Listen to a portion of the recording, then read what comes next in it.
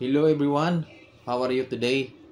At this moment, pag-uusapan natin ang dalawang salita na parang magkahawig lang sa bawat isa. Una-una, obligation. Pangalawa, responsibility. Talking about obligation, it is something to say with laws, mga batas.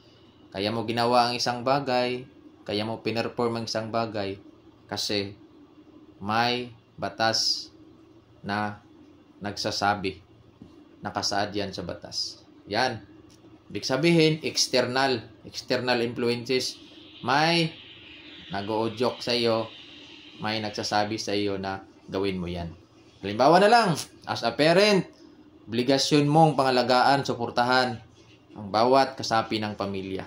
Sa anumang oras, anumang panahon, gawin mo yan. Yan ang obligasyon. Obligation. Tungo naman tayo sa responsibility o responsibility. Ito yung chosen duty.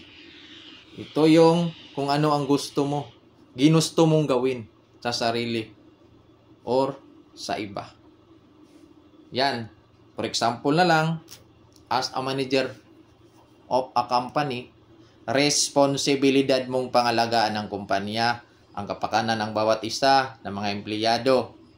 Yan, responsibilidad mo yan. Look out mo yan. Kasi, nag-apply ka bilang manager. Alam mo kung ano ang mga responsibilidad mo dyan. Yan. To sum up, obligation is an external. Ibig sabihin, may naka-impluensya. Halimbawa, may batas, kaya ginawa mo. Yan ang obligation. Responsibility, internal. Nasa kaloob-looban mo yan. In your heart. Kaya, ginawa mo kasi choice mo sa buhay mo yan.